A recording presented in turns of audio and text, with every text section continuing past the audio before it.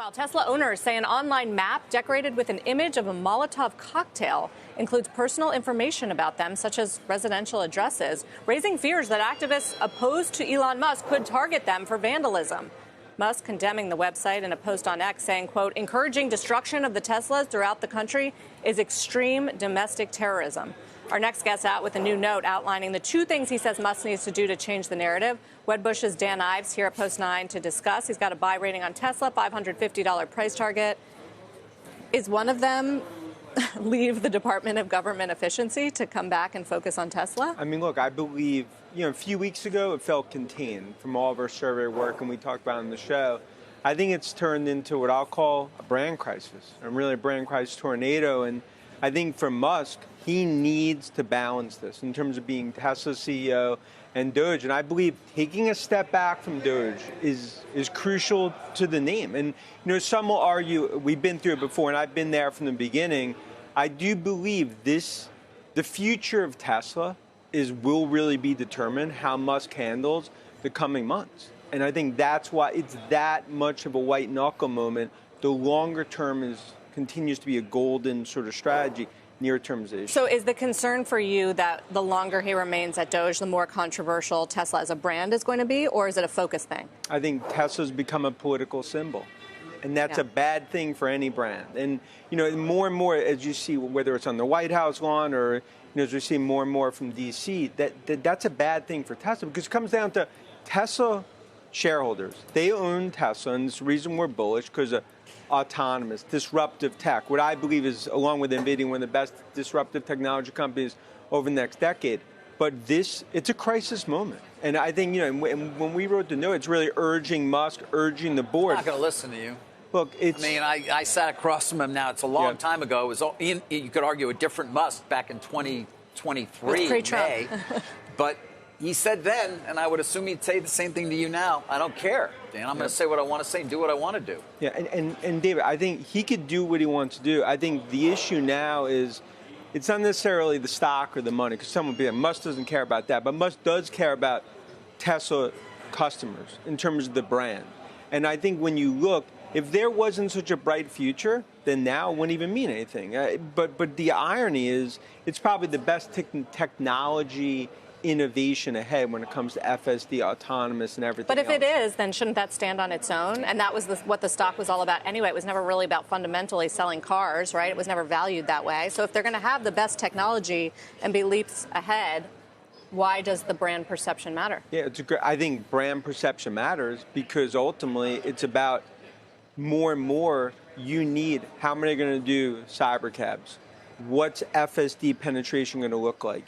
Do current customers continue to own more Teslas? And I believe, if he takes a step back here and starts to balance that, you haven't seen a picture of Musk in front of any Tesla sort of manufacturing factory since Trump took office. So I just believe it is important to balance, because Tesla investors need to know that Musk is running this company, and that's why right now it's really a crisis moment. But I feel like, Dan, he could, you're saying, though, it's more the politicization of it. I mean, he could step back from Doge, but spend all his time on XAI or SpaceX or Neuralink and still ignore Tesla. But to that point, I think the political symbol is the issue. Because to some extent, when you look at the frustration that you're hearing from Tesla shareholders, they own the stock not to get into this political sort of crossfire lightning rod. And I think what started to happen is that if he takes a step back over the next 4 to 6 weeks, still stays in Doge, but just starts to balance this better, give a roadmap in terms of Tesla autonomous. You're saying he has to do the hype job he's always done, right? The stock is basically where it was the last day of 2020. Earnings estimates have been cut in half for this year and next year over the last couple of years. I mean, therefore, he needs to get in there and what? Start to just cheerlead? Well, he needs to lead this company. Because I think to some extent, it's like, what's Jensen doing every day? What's Cook doing? What's Nadella doing every day? And look, he's always had the balance, and that's the nature of Musk. But I believe the clock struck midnight for Musk to continue to go down this path. Now, he could continue to go down the path.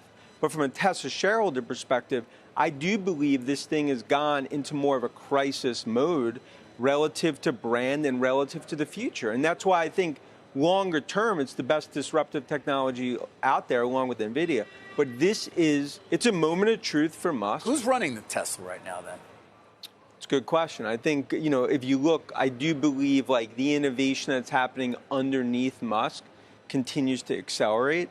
But in terms of Elon, in terms of, day to day, I think that's been part of the frustration for investors. But that was the case when he bought X and he was spending all the time on X. I even forgot to mention X. Yeah, of course. People were worried about the distraction, and then Tesla shares ran up. But at that moment, Musk did take a step in terms of selling stock. He understood. He started to get more dialed in terms on the investor side. And I think the difference between when it came to that Twitter X versus this is the political conception of it, because that continues to be the brand issue. And my whole point is, you take a step back here, balance, hear what investors are saying. I understand everything Mike's saying as well. Then at least I think you have a scar.